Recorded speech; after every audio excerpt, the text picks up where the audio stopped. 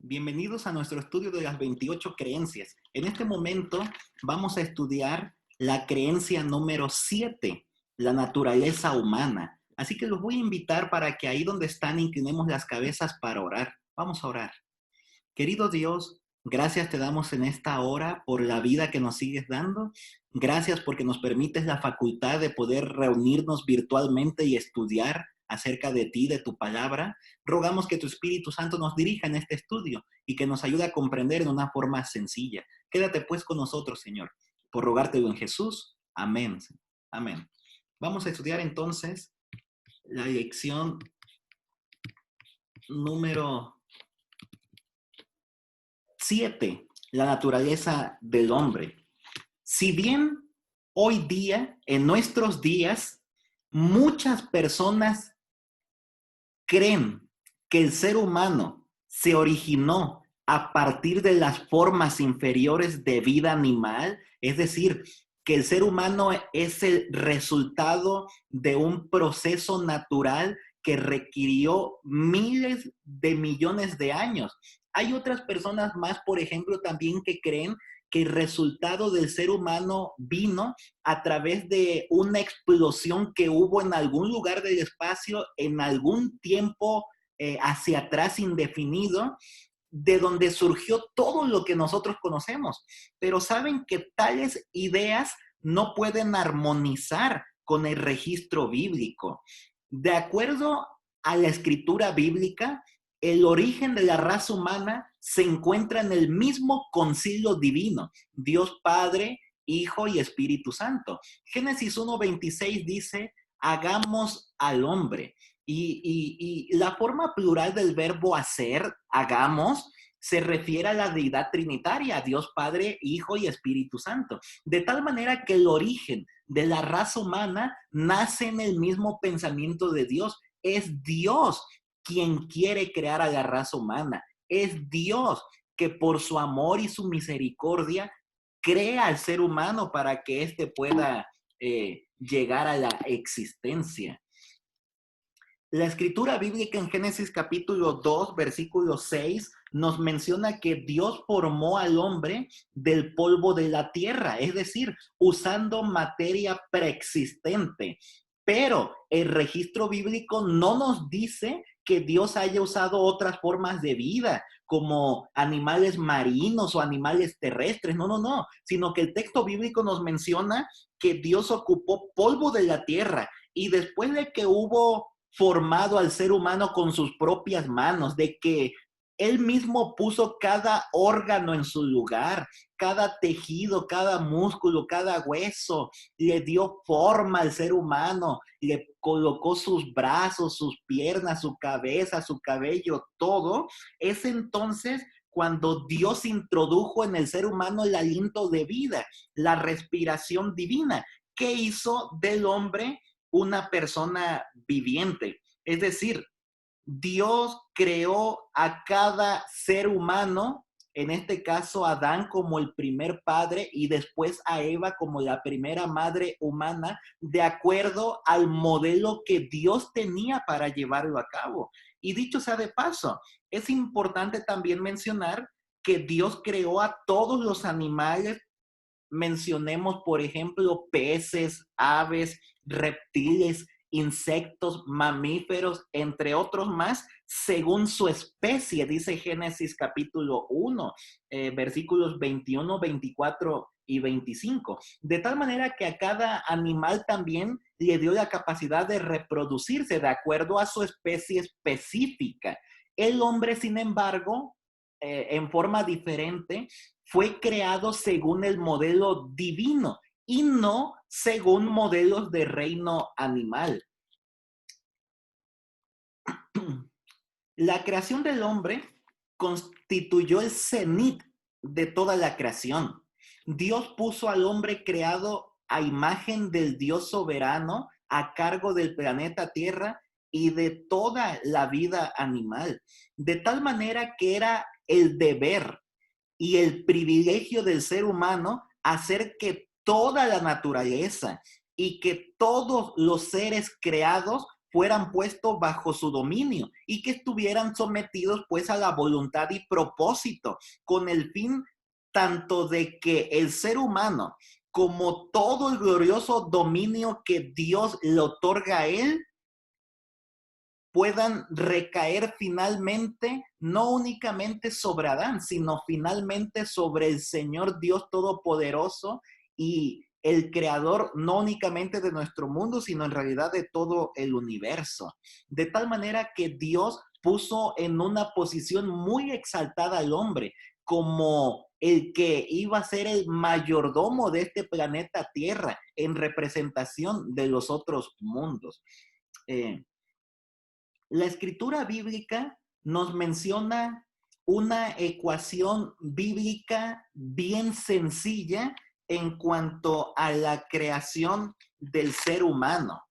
La escritura bíblica nos menciona que Dios tomó del polvo de la tierra, es decir, elementos de la tierra, le dio forma al ser humano, decíamos, colocó todos sus órganos, corazón, pulmones, riñones, hígado, páncreas, cerebros, todo, pero ese cuerpo inerte no tenía vida aún. Es entonces cuando después de que Dios le dio forma a ese cuerpo humano, le otorgó el aliento de vida, la respiración divina. Y entonces el ser humano llegó a ser un ser viviente o un alma viviente, que son sinónimos, es lo mismo.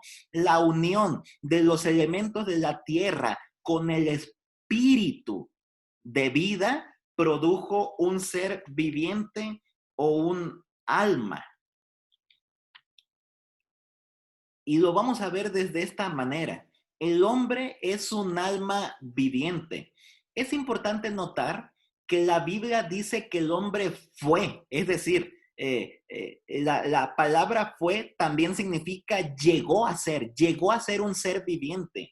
¿Qué quiere decir esto? No hay nada en el relato de la creación que indique que el hombre recibió un alma, es decir, alguna clase de entidad separada que en la creación se unió con el cuerpo humano, como si hubiera dos cosas, por un lado el cuerpo y por otro el alma. No, no, no.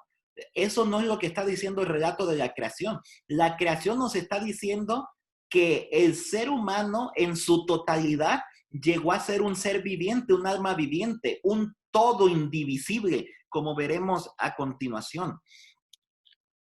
Una unidad indivisible.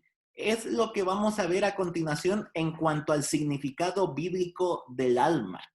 La evidencia bíblica indica que a veces las palabras nefesh, que aparece en el Antiguo Testamento, es una palabra hebrea, y en el Nuevo Testamento la palabra suje se refieren a una persona completa, completa. En otras ocasiones se refiere a aspectos particulares del ser humano, como los afectos, emociones, los apetitos e inclusive los sentimientos. Sin embargo, aunque aparezca este segundo proceder, este uso de ninguna manera muestra que el hombre sea un ser hecho de dos partes separadas o distintas, que sean diferentes. No, el cuerpo y el alma existen unidos y unidos forman un todo indivisible. De tal manera que, ¿qué es lo que nosotros estamos diciendo? Estamos mencionando que tanto la palabra de donde se traduce nefesh y suje como un alma o un ser viviente representa un todo indivisible. No son dos o tres cosas separadas en el mismo cuerpo, sino que es todo en el mismo cuerpo.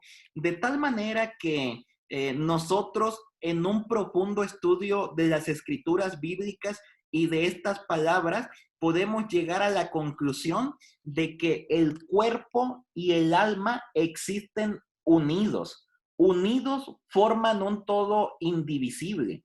El alma no tiene existencia consciente fuera del cuerpo. No hay texto alguno en la Sagrada Escritura que indique que el alma sobrevive al cuerpo como una entidad consciente. De hecho, si nosotros estudiáramos en las escrituras bíblicas, nos daríamos cuenta que tanto el Nefesh como la Sujé en el Nuevo Testamento pueden estar sujetas a la muerte, pueden morir. Nosotros podemos encontrar eso, por ejemplo, en Mateo capítulo 10, versículo 28, donde el Señor Jesús dijo, teman a aquel que puede destruir el cuerpo y el alma, de tal manera que el alma puede ser destruida. No es una entidad diferente, no es una entidad que después de que una persona muere, el alma queda vagando allí en pena. No, no, de eso no habla el texto bíblico. Inclusive, esa misma idea está representada en Apocalipsis 16:3, de tal manera que el alma, siendo el cuerpo humano, puede morir junto con el todo indivisible de la unidad del ser humano. Significado bíblico del espíritu. Tal como sucede con Ruach, Ruach es la palabra bíblica hebrea de donde se traduce la palabra espíritu. De hecho, Ruach aparece 377 veces en el Antiguo Testamento. Sus traducciones más frecuentes son espíritu, viento, aliento, respiración, entre otros más. Sin embargo, también la palabra ruach puede significar vitalidad, valor, genio o ira, disposición, carácter moral, y también puede significar el asiento de las emociones, de tal forma que en el sentido de soplo o aliento, el ruach de los hombres es idéntico al ruach de los animales.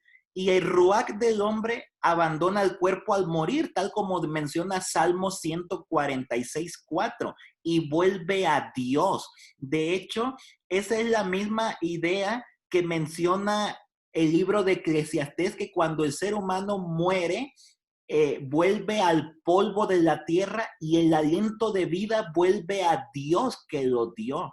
De tal manera que el ser humano es un todo indivisible. No existen dos entidades o tres, como algunos han llegado a mencionar en el cuerpo humano, sino que el cuerpo humano es un todo indivisible.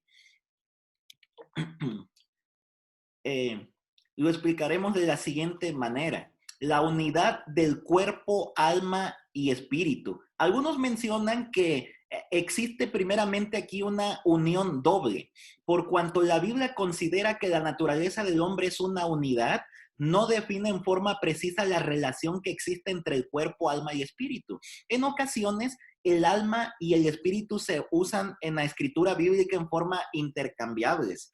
En una instancia, Jesús caracteriza al hombre como una combinación de cuerpo y alma. Ya decíamos y citábamos Mateo 10:28. Y en otra ocasión, Pablo se refiere al cuerpo y al espíritu también en una unión doble. Primera de Corintios 7:34. De tal manera que nosotros podemos encontrar en la primera cita, Mateo 10:28, que alma se refiere a las facultades superiores del hombre, presumiblemente la mente, a través de la cual se comunica con Dios. En la siguiente cita, primera de Corintios 7:34, espíritu, la palabra espíritu se refiere a esta facultad anterior, pero más elevada. En ambas instancias, el cuerpo incluye el aspecto físico, además de emocional en la persona. Por lo tanto, tanto el cuerpo y el alma o cuerpo y espíritu representan no únicamente el aspecto físico, el cuerpo, sino que también las emociones. El alma y el espíritu se refieren a las emociones. Y vamos a ir inclusive a una triple unión, cuerpo, alma y espíritu.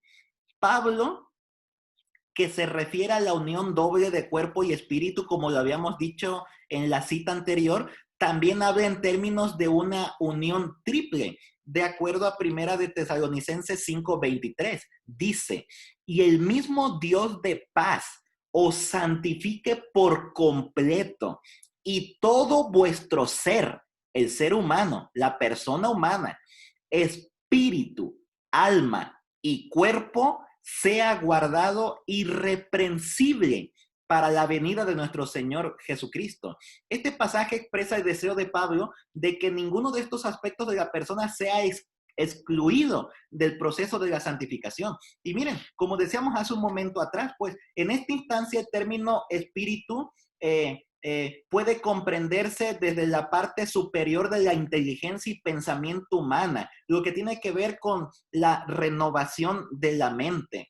Cuando hablamos del alma, que está diferente del espíritu, que podemos distinguirlo del espíritu, podemos comprender como aquella parte de la naturaleza del hombre que encuentra expresión a través de los instintos, las emociones y los deseos.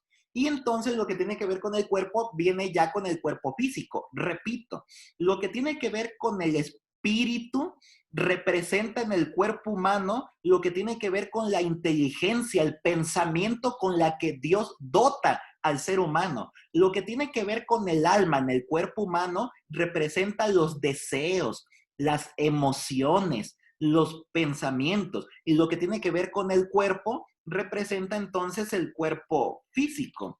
El orden en que Pablo coloca estos elementos, primero espíritu, después alma y finalmente cuerpo, miren que no es una mera coincidencia. Cuando el espíritu está santificado, la mente se encuentra bajo control divino. A su vez, la mente santificada tendrá una influencia santificadora sobre el alma, es decir, sobre los deseos, los sentimientos y las emociones. Y finalmente, la persona en la cual se lleva a cabo esta santificación no abusará de su cuerpo, porque entenderá que su salud física debe ser cuidada, debe ser excelente, porque el cuerpo es el templo del Espíritu Santo. Y finalmente el cuerpo se convierte en el instrumento santificado a través del cual el cristiano puede servir de una mejor forma y más excelente a su Señor y Salvador. De tal manera que la triple unión, espíritu, alma y cuerpo, no es coincidencia que Pablo la mencione en ese orden, sino que el espíritu, repetimos, tiene que ver con la inteligencia con la que Dios dota al ser humano. El alma tiene que ver con los deseos, con las emociones, con los sentimientos, y finalmente el cuerpo tiene que ver ya con el cuerpo físico, al cual nosotros le debemos brindar también mucha atención porque es sumamente importante. Esta unidad de cuerpo, alma y espíritu es una unión estrecha e indivisible. Es claro que cada ser humano es una unidad indivisible. El cuerpo, alma y espíritu funcionan en estrecha cooperación, revelando una relación intensamente interdependiente entre las facultades espirituales, mentales y físicas de una persona. De tal manera que las deficiencias en un aspecto, ya sea espiritual, mental o física, van a estorbar a los otros dos. ¿Qué queremos decir con esto? Una mente, por ejemplo, o un espíritu confuso, impuro y enfermo, tendrá un efecto destructivo sobre la salud física y emocional del individuo. Lo contrario también es una realidad. Una constitución física débil, enferma o sufriente generalmente afectará en forma negativa tanto la salud emocional como la salud espiritual. De tal manera que el ser humano debe cuidar, pues, las tres áreas de su cuerpo. Debe ver que su parte mental esté bien, que su parte física esté bien y que su parte espiritual también esté bien. El impacto que las facultades tienen unas sobre otras significa que cada individuo tiene una responsabilidad que Dios mismo le ha asignado, en el sentido de mantener sus facultades en la mejor condición posible. Hacer eso constituye una parte vital. Escuchen esta parte, que nosotros cuidemos de nuestro cuerpo físico, mental y espiritual, constituye una parte vital en el proceso en el cual Dios quiere restaurar al ser humano a la misma imagen de Él, a la imagen del Creador. Y eso vamos a hablar un poquito más entonces. Creados a imagen y semejanza de Dios. El hombre a imagen de Dios.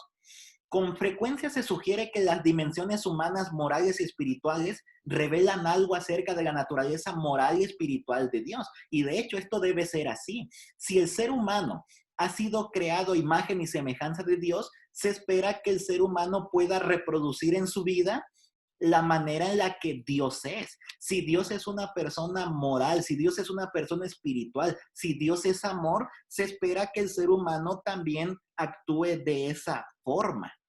Pero por cuanto la Biblia enseña que el hombre comprende una unidad indivisible de cuerpo, mente y alma, las características físicas del hombre también deben de algún modo reflejar la imagen de Dios. Y miren que no únicamente pues debemos reflejar la parte moral y el carácter, sino que también en cierto modo debemos reflejar la imagen de Dios en características físicas. Pero entonces aquí surge la pregunta, ¿no? Pero, ¿cómo que debemos reproducir características físicas de Dios? ¿Acaso no dice la escritura bíblica que Dios es espíritu? Eh, ¿Cómo es eso? ¿Cómo pues podría estar asociado un ser espiritual con una forma corporal? ¿Será posible que un ser espiritual pueda tener un cuerpo espiritual con forma y rasgos definidos? Miren que el texto bíblico, si nosotros analizáramos la escritura bíblica, podríamos encontrar varias cosas acerca de ello. Por ejemplo, nosotros podríamos leer Primera de Corintios 15:44, donde habla acerca de cuerpo espiritual. Nosotros inclusive podríamos leer otras partes de la escritura bíblica, por ejemplo, un breve estudio acerca de los ángeles, cómo los ángeles revelan que también tienen la semejanza de Dios. Y ellos también eran seres espirituales, como dice el libro de Hebreos 1:7 y 1:14.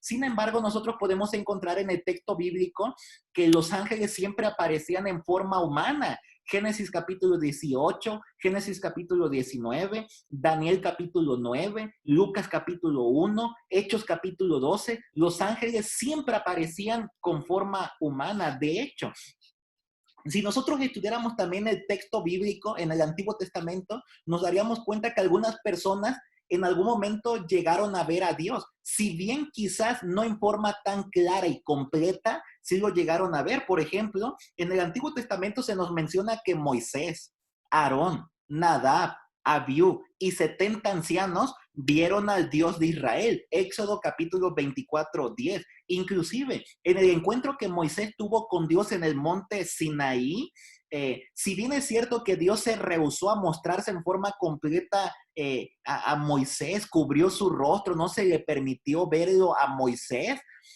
el mismo texto bíblico nos menciona que Dios le permitió contemplar sus espaldas. Esto lo menciona Éxodo capítulo 33, 20 al 33. También más adelante en la escritura bíblica se nos menciona que Dios se le apareció a Daniel en una visión de escena de juicio, mostrándose como un anciano de día sentado en un trono, una forma humana. Pablo más adelante en Colosenses 1:15 describe a Cristo como la imagen del Dios invisible. Inclusive en algún momento Jesús llegó a decirlo: el que me ha visto a mí ha visto al Padre. De tal manera que ahí una vez más nos está hablando de forma humana. Inclusive Pablo mismo dijo que Jesús es la imagen misma de su sustancia. Hebreos capítulo 1, versículo 3. Todos estos pasajes parecen indicar que Dios es un ser personal y que posee una forma personal. Y de hecho esto no debería sorprendernos. Ya la escritura bíblica nos menciona que el hombre ha sido creado a imagen de Dios. Nosotros como seres humanos hemos sido creados pues a imagen de Dios y debemos representar la imagen de Dios no únicamente en forma moral, en forma de carácter, sino también debemos mostrarla en forma física, como dice el texto bíblico. Y el hombre ha sido creado a imagen de Dios para establecer relaciones con sus semejantes. Ustedes saben y conocen aquel texto bíblico en Génesis 2:18 que dice, no es bueno que el hombre esté solo. Dios se dio cuenta de la necesidad del ser humano de establecer relaciones con sus semejantes. En esa primer ambiente, Dios se dio cuenta que Adán estaba solo y que era necesario que él tuviera una amistad. Y más que eso, inclusive que tuviera una persona con la cual pudiera llegar al matrimonio. Así que Dios quiere que el ser humano pueda establecer relaciones con sus semejantes. Nosotros mismos representamos a Dios, somos la imagen de Dios. Dios también se relaciona, establece relaciones. Dios Padre, Hijo y Espíritu Santo, ellos tres establecen relaciones entre ellos mismos. Ellos tres establecen relaciones con los ángeles y se espera que el ser humano también pueda establecer relaciones con los semejantes. Al entrar en esta clase de relaciones, tenemos la oportunidad de vivir por los demás. Ser genuinamente humano significa estar orientado también hacia una relación con las personas que nos rodean. También el hombre ha sido creado imagen de Dios para ser mayordomos del ambiente. Dios no únicamente dijo, hagamos al hombre a nuestra imagen conforme a nuestra semejanza. En Génesis 1:26, también el texto bíblico ahí agrega, y señoree en los peces del mar, en las aves de los cielos, en las bestias, en toda la tierra y en todo animal que se arrastra sobre la tierra. Miren que en este pasaje Dios menciona en forma junta, unida, por un lado la imagen divina del hombre y por otro lado el dominio del hombre sobre la creación inferior, en este caso los animales mismos de la creación. De tal manera que el hombre fue colocado sobre órdenes inferiores de la creación en calidad de representante de Dios. Miren qué extraordinaria esta parte. El ser humano ha sido creado para que sea el mayordomo del medio ambiente, el mayordomo de la creación, como vimos en otra creencia. El ser humano ha sido puesto en esta tierra no para destruirla, sino para cuidar de nuestro medio ambiente. Dios quiere que nosotros le demos una contribución positiva a nuestro medio ambiente y que inclusive usemos cada situación en la cual nosotros estemos colocados como una oportunidad para cumplir con la voluntad de Dios. Inclusive cuando el salmista David, que también fue rey, se dio cuenta del dominio que Dios le había otorgado al hombre, despertó y exclamó en júbilo extraordinario aquellas palabras que aparecen en el Salmo capítulo 8. Le hiciste señorear sobre las obras de tus manos. Todo lo pusiste debajo de sus pies. Ovejas, bueyes, todo lo que surca los cielos, lo que navega en el mar, todo lo pusiste debajo de sus pies. La exaltada posición del hombre indicaba pues la gloria y el honor con que Dios los colocó, inclusive, como dice el mismo Salmo capítulo 8, en una forma menor que los ángeles. Miren que cuando David pudo darse cuenta de la exaltada posición en la que Dios había colocado al ser humano, no tuvo más que decir, cuán grande eres, oh Señor, cuán grande es tu nombre en toda la tierra. David se dio cuenta, pues, de que a pesar de que el ser humano fue creado a imagen de Dios y somos una criatura creada por Dios, pues nos creó un poco menor que los ángeles. Esta es una posición muy exaltada. Quizás nosotros no nos damos cuenta de eso, pero la escritura bíblica nos menciona que Dios coronó al ser humano y lo puso como gobernante, lo puso como mayordomo de toda la creación. Hemos sido pues creados para imitar a Dios en ese proceder. También hemos sido creados con inmortalidad condicional. En la creación, nuestros primeros padres recibieron la inmortalidad. Lamentablemente, esa inmortalidad estuvo condicionada a la obediencia. Dios les había dicho al ser humano, a Adán y a Eva, en un principio, miren, en el jardín de Edén, un lugar sumamente hermoso en el cual Dios los había colocado, pueden comer de todos los frutos que están en el jardín, de todo árbol, pero de ese árbol que está allí, el árbol del conocimiento del bien y del mal, no tomarán su fruto, porque el día que eso hagan, morirán. Y entonces, pues, como ellos finalmente desobedecieron al mandato divino y tuvieron acceso al árbol de la vida, finalmente pues fueron destinados a perder la inmortalidad debido a la transgresión y al pecado que ellos habían cometido. Y aquí es donde entramos al punto de la caída, del surgimiento del pecado, del origen del pecado, del autor del pecado. La escritura bíblica nos menciona que Adán y Eva habían sido colocados en un ambiente perfecto, pero a pesar de ello se convirtieron en transgresores. ¿Cómo llegó a suceder una transformación tan radical, tan terrible? ¿Cómo es posible que el ser humano llegó a cometer semejante pecado y transgresión delante de Dios? Si Dios creó un mundo perfecto, ¿cómo pudo desarrollarse el pecado? Esta es la pregunta que se cuestionan muchas personas. Dios creó un mundo perfecto, ¿cómo se desarrolló el pecado si el mundo era perfecto? Nosotros podemos encontrar que en realidad la escritura bíblica nos menciona quién es el autor del pecado. Saben que hay algunas personas que dicen Dios es el autor del pecado.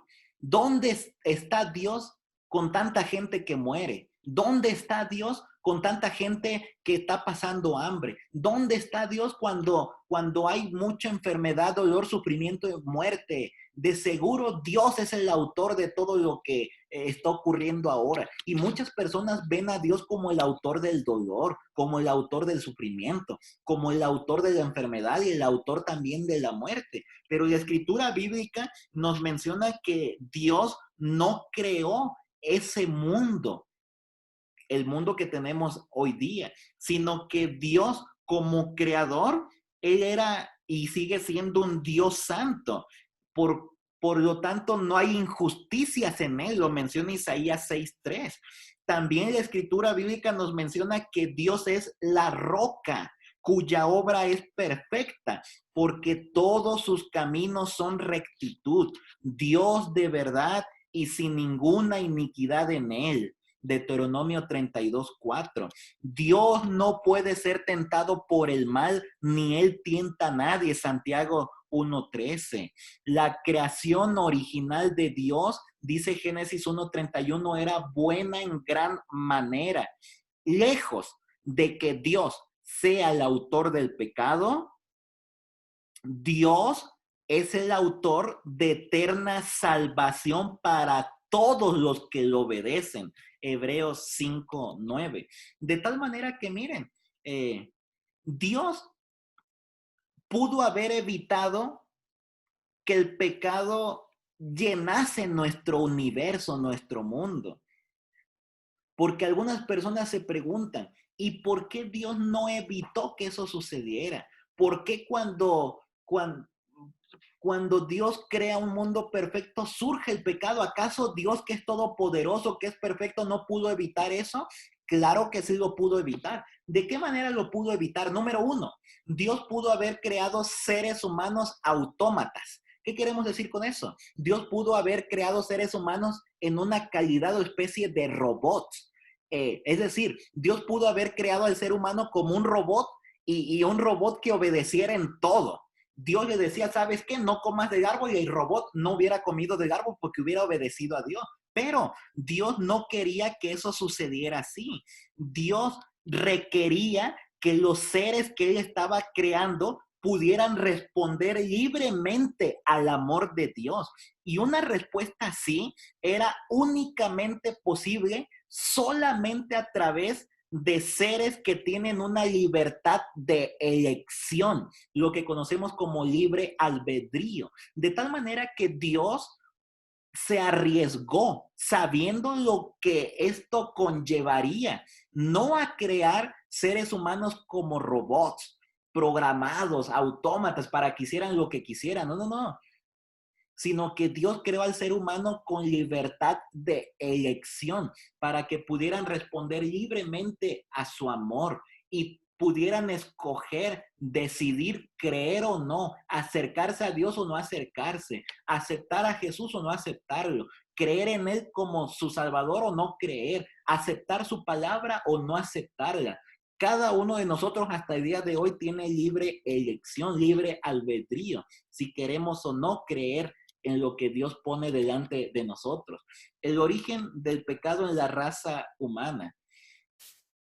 Nosotros podemos encontrar en el texto bíblico que finalmente Satanás, mientras estuvo en el planeta Tierra, cuando se dio cuenta que Adán y Eva eran la más reciente creación de Dios, como lo vimos en otra creencia, entonces Satanás pensó, voy a hacer caer a la raza humana para que Dios tenga misericordia de ellos, los perdone y asimismo me perdone a mí también. Y por lo tanto Satanás decidió engañar a otros más para que pudieran unirse en su rebelión contra el gobierno de Dios. Y entonces su atención se dirigió a la recientemente creada raza humana. Y entonces Satanás pudo haber pensado, ¿qué puedo hacer para que Adán y Eva se rebelen contra su creador? ¿Cómo puedo hacer para que ellos en ese mundo perfecto puedan ver, puedan ver a Dios no como Dios se ha presentado ante ellos? Es decir, puedan estar descontentos de Dios, puedan desconfiar de Dios. ¿De qué manera puedo lograr eso? Y entonces el relato del primer pecado en la escritura bíblica nos provee la respuesta a esas preguntas. Si nosotros leyéramos Génesis capítulo 3, nos daríamos cuenta que Satanás decidió tomarlos desprevenidos a Adán y a Eva, e inclusive se dio cuenta que por ahí Eva estaba sola y posesionándose de una serpiente, se acercó a Eva cuando inclusive Eva estaba cerca, próxima al árbol de conocimiento del bien y del mal. Repito, Satanás estaba disfrazado de la serpiente. Y entonces comenzó a dialogar con Eva haciéndole preguntas acerca de la prohibición, acerca del árbol de la ciencia del bien y del mal, si debían o no debían comer, qué pasaba si comían, a lo que Eva afirmó que Dios había dicho que si comían de ese árbol morirían. Y Satanás inmediatamente contradijo eso. Dijo, no, no, no moriréis, sino que Dios sabe que cuando coman de ese árbol serán abiertos vuestros ojos, serán como Dios, serán conocedores del bien y del mal. ¿Qué hizo Satanás? Despertó la curiosidad de la mujer, sugiriendo que Dios estaba procurando impedir que ellos gozaran de una maravillosa y nueva experiencia. ¿Qué es esa experiencia? De que ellos llegaran a ser como Dios. Por lo tanto, inmediatamente se arraigó la duda acerca de la palabra de Dios y Eva se dejó cegar. Miren que en este punto podríamos mencionar que descontenta con su posesión, Eva cedió a la tentación de llegar a ser como Dios y tomó de su fruto y comió. Y dio también a su marido, el cual comió como ella. Y, y entonces Eva, por confiar en sus sentidos, antes que en la palabra de Dios, dejó de depender del Creador. Miren, podríamos decir entonces en este momento que Eva intercambió la fe en la palabra de Dios ahora por creer, es decir, intercambió la creencia en la palabra de Dios por la creencia en las palabras de Satanás. La caída de la raza humana, por lo tanto, por encima de todo, se caracterizó por la falta de fe en Dios y en su palabra. Dejó de creer en la palabra de Dios. Esta incredulidad de Eva y de Adán también, claro, llevó a la desobediencia, la cual a su vez resultó en una relación quebrantada y finalmente esto produjo una separación entre Dios y el hombre, como menciona Isaías 59:2.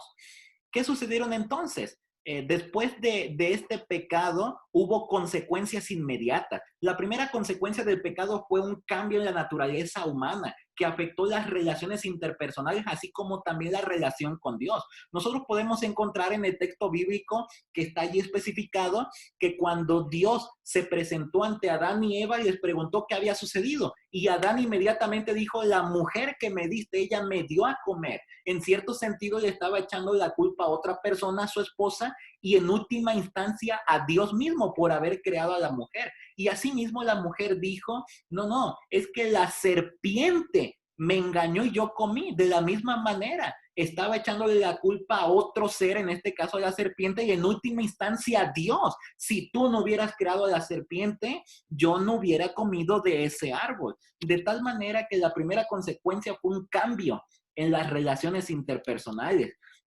Inclusive podemos ver también ahí en Génesis que hubo otras consecuencias más. También menciona la escritura bíblica que hubo consecuencias en la naturaleza.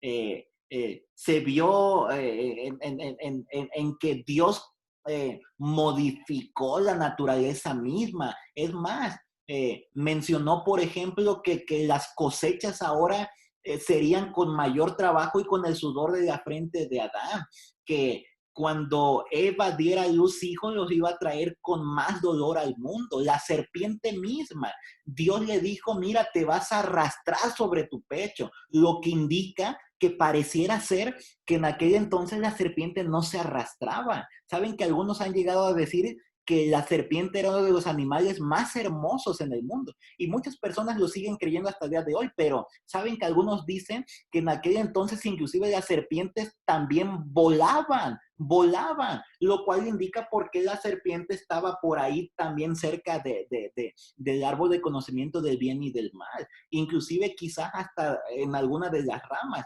Bien es cierto que al día de hoy las serpientes también pueden llegar hasta esos lugares, pero algunos creen que en aquel entonces las serpientes volaban. De tal manera que hubo varias consecuencias.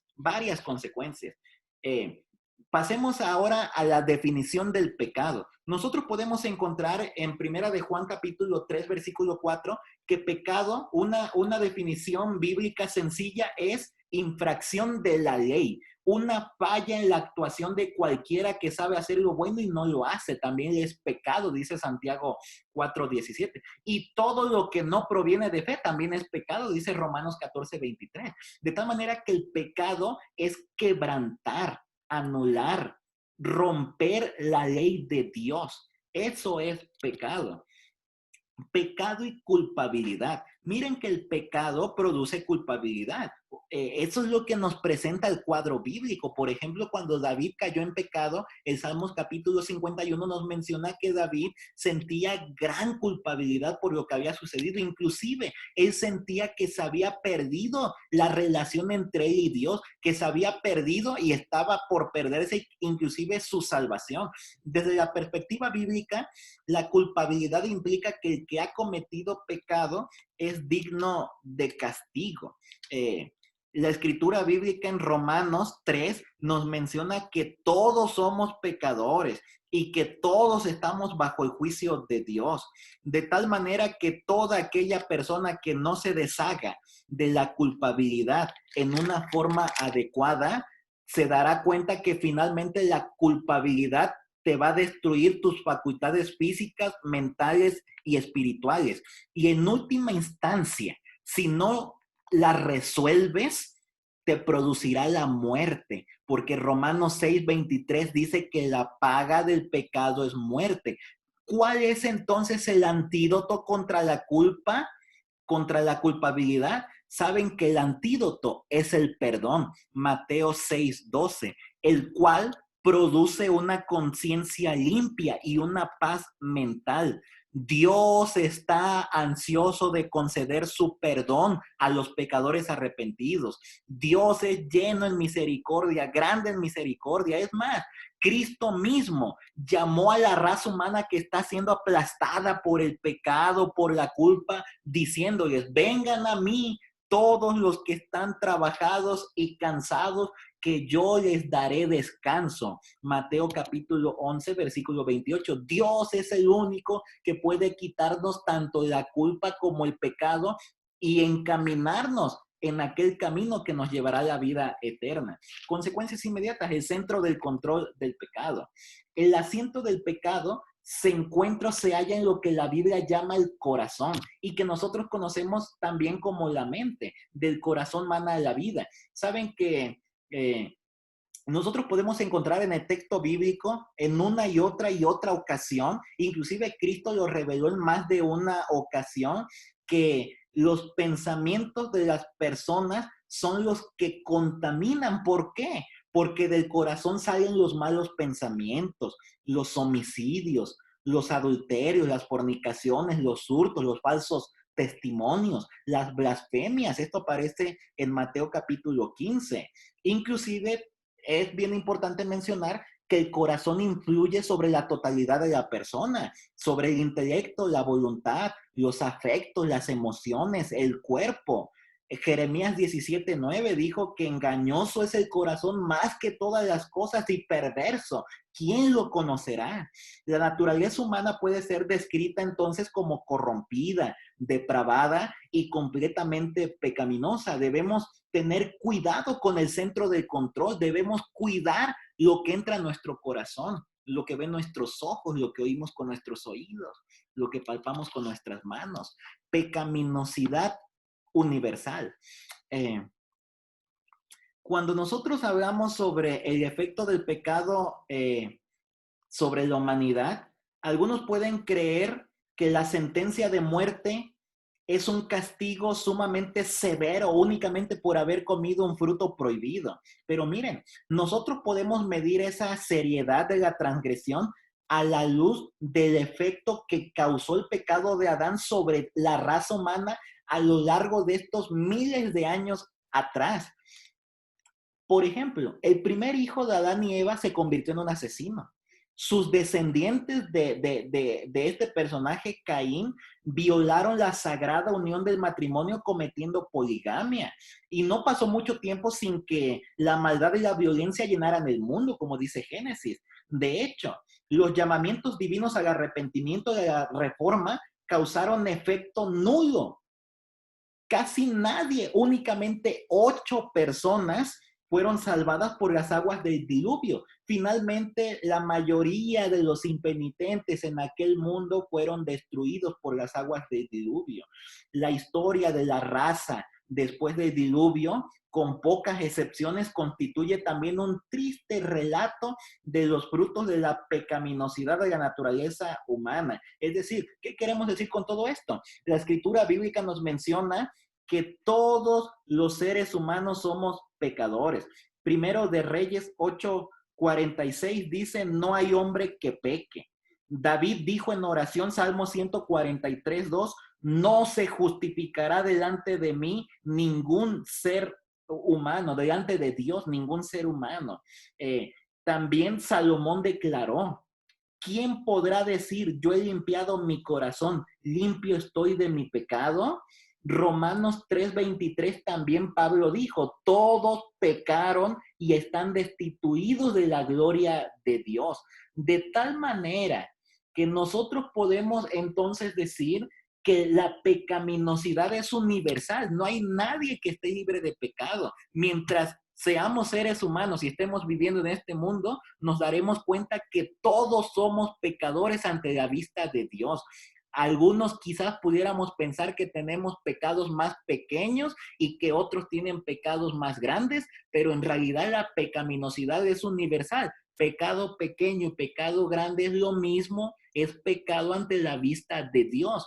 Y es por eso que la escritura bíblica nos menciona inclusive que el que guarde 9 bien, pero falle en un solo rasgo, es igual de culpable ante la vista de Dios como aquel que falla en las 10 cosas.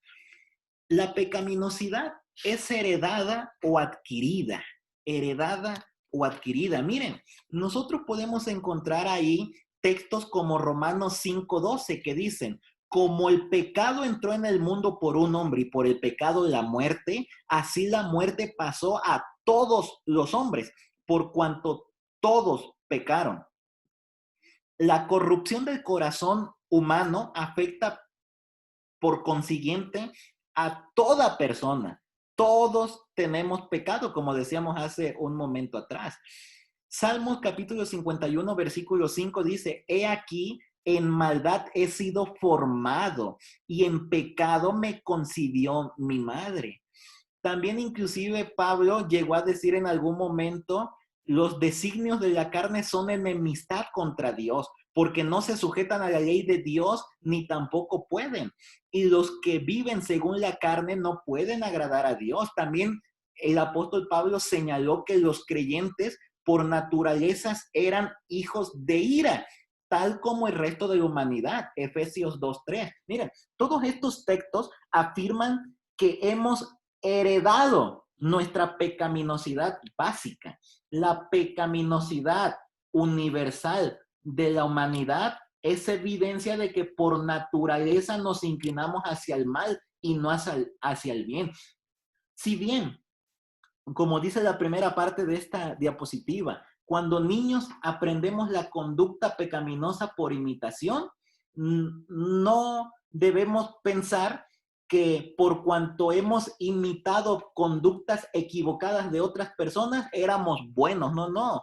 Por, por la escritura bíblica nosotros podemos encontrar que la naturaleza caída, la pecaminosidad la hemos heredado. Y desde que nosotros nacemos ya traemos heredada la pecaminosidad, de tal manera que por naturaleza nos inclinamos al mal y no hacia el bien. Sin embargo, a pesar de la caída, aún subsiste un sentido de dignidad humana. Aunque la semejanza divina que Dios ha creado en el ser humano se dañó, no ha sido completamente borrada. Gloria a Dios por ello. Todavía hay un rayo de esperanza para el ser humano, a pesar de que el hombre es un ser caído, corrompido, pecaminoso, todavía a pinceladas muy pequeñas sigue representando a Dios en el mundo y Dios quiere restaurar la imagen suya en el ser humano. Mientras más alejados de Dios estamos, menos tenemos la imagen de Dios en nuestras vidas y más tenemos la imagen del enemigo de Dios, de Satanás. Por el contrario, mientras más nos acerquemos a Dios, Dios se encarga de ir restaurando su imagen, su semejanza que se ha deteriorado por miles de años de pecado en el ser humano para que sea restablecida. Dios quiere que el ser humano llegue a ser una nueva criatura, como dice Pablo allá en Corintios 5:17.